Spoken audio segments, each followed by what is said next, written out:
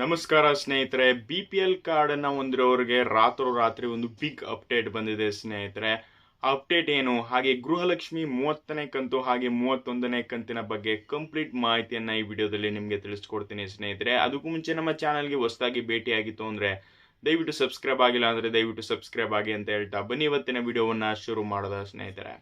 ಮೊದಲನೇದಾಗಿ ಸ್ನೇಹಿತರೆ, BPL ಕಾರ್ಡ್ಗೆ ಏನಪ್ಪ ಒಂದು ಬಿಗ್ ಅಪ್ಡೇಟ್ ಬಂದಿದೆಯಪ್ಪ ಅಂತಂದರೆ ಸ್ನೇಹಿತರೆ, ನಿಮ್ಗೆಲ್ಲರೂ ಕೂಡ ಗೊತ್ತೇ ಇದೆ ಸ್ನೇಹಿತರೆ, BPL ಕಾರ್ಡನ್ನು ಹೊಂದಬೇಕು ಅಂದರೆ ವಾರ್ಷಿಕ ಆದಾಯ ಒಂದು ಲಿಮಿಟ್ ಇರುತ್ತೆ ಸ್ನೇಹಿತರೆ.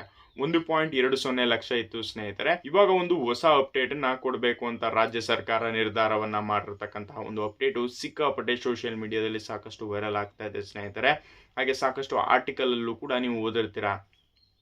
ಏನಪ್ಪಾ ಅಂದರೆ ಸ್ನೇಹಿತರೆ, ವಾರ್ಷಿಕ ಆದಾಯ ಈಗಿನ ಜನರೇಷನಲ್ಲಿ ಸ್ನೇಹಿತರೆ ಆಲ್ಮೋಸ್ಟ್ ಎಲ್ಲರೂ ಕೂಡ BPL ಕಾರ್ಡನ್ನು ಹೊಂದಬೇಕು ಅನ್ನೋ ಕಾರಣದಿಂದ ತುಂಬಾನೇ ರಿಕ್ವೆಸ್ಟ್ಗಳು ಹೋಗ್ತಾನೆ ಇದೆ. ಹಾಗೆ BPL ಕಾರ್ಡ್ಗೋಸ್ಕರ ದಿನೇ ದಿನೇ ಜನರು ಕೂಡ ಅಪ್ಲಿಕೇಶನ್ಗಳನ್ನು ಹಾಕ್ತಾನೆ ಬರ್ತಾ ಇದ್ದಾರೆ. ಆದರೆ ಅವರು ಅಪ್ಲಿಕೇಶನ್ ಹಾಕ್ತಾರೆ, ಬಟ್ ಅವರ ವಾರ್ಷಿಕ ಆದಾಯ ತುಂಬಾನೇ ಜಾಸ್ತಿ ಬರೋದ್ರಿಂದ ಅವರ BPL ಕಾರ್ಡು ರಿಜೆಕ್ಟ್ ಆಗ್ತಾ ಇರುತ್ತೆ. ಇದೇ ಕಾರಣಕ್ಕೆ ಸ್ನೇಹಿತರೆ ರಾಜ್ಯ ಸರ್ಕಾರವು ಒಂದು ಹೊಸ ನಿರ್ಧಾರವನ್ನು ತಗೊಳ್ಬೇಕು ಅಂತ ನಿರ್ಧಾರವನ್ನ ಮಾಡಿದ್ದಾರೆ ಸ್ನೇಹಿತರೆ. ಏನಪ್ಪಾ ಅಂದ್ರೆ ವಾರ್ಷಿಕ ಆದಾಯ ಸ್ನೇಹಿತರೆ 1,20,000 ಇತ್ತು ಸ್ನೇಹಿತರೆ ವಾರ್ಷಿಕ ಆದಾಯ. ಇದೀಗ ಸಿಗ್ತಾ ಇರುವಂತಹ ಮಾಹಿತಿಯ ಪ್ರಕಾರ ಸ್ನೇಹಿತರೆ, ವಾರ್ಷಿಕ ಆದಾಯವನ್ನ ಜಾಸ್ತಿಯನ್ನ ಮಾಡೋದ, ಒಂದು BPL ಕಾರ್ಡ್ನ ಹೊಂದಬೇಕು ಅಂತಂದ್ರೆ ಅವರ ವಾರ್ಷಿಕ ಆದಾಯ 3 ಲಕ್ಷ ಇದ್ರೂ ಕೂಡ ಅವರಿಗೆ BPL ಕಾರ್ಡ್ ಸಿಗುವಂತ ಸಾಧ್ಯತೆ ಇದೆ ಅಂತ ಆಡಳಿತ ಸುಧಾರಣಾ ಆಯೋಗವು ನಿರ್ಧಾರವನ್ನ ಮಾಡಿರ್ತಕ್ಕಂಥ ಒಂದು ಅಪ್ಡೇಟ್ ಸಿಕ್ಕಾಪಟ್ಟೆ ತುಂಬಾನೇ ಚರ್ಚೆ ಆಗ್ತಾ ಇದೆ ಸ್ನೇಹಿತರೆ. ಇನ್ನೂ ಕೂಡ ಇದು ಅಫಿಷಿಯಲ್ ಆಗಿ ಕನ್ಫರ್ಮ್ ಆಗಿಲ್ಲ ಸ್ನೇಹಿತರೆ. ಅಫಿಷಿಯಲ್ ಆಗಿ ಕನ್ಫರ್ಮ್ ಆದ್ರೆ ನಾನೇ ನಿಮ್ಗೆ ತಿಳಿಸ್ಕೊಡ್ತೀನಿ ಸ್ನೇಹಿತರೆ. ಅದರ ಜೊತೆಗೆ ಬೆಂಗಳೂರಿಗೆ ಸಾಕಷ್ಟು ಕಡೆ ಈ ಅಪ್ಲಿಕೇಶನ್ಗಳನ್ನ ಹಾಕ್ತಾ ಇದ್ದಾರೆ ಸ್ನೇಹಿತರೆ ಜನರು ಕೂಡ. ಹಾಗೆ ಸಾಕಷ್ಟು ಬೇಡಿಕೆ ಬರ್ತಾ ಇದೆ ಅಂತಾನೆ ಹೇಳ್ಬೋದು BPL ಕಾರ್ಡ್ಗೋಸ್ಕರ. ಆದ್ದರಿಂದ ರಾಜ್ಯ ಸರ್ಕಾರವು ಈ ನಿರ್ಧಾರವನ್ನ ತಗೊಳ್ಬೇಕು ಅಂತ ಸ್ವಲ್ಪ ಮುಂದಾಲೋಚನೆಯನ್ನ ಹೂಡ್ತಾ ಇದ್ದಾರೆ ಸ್ನೇಹಿತರೆ.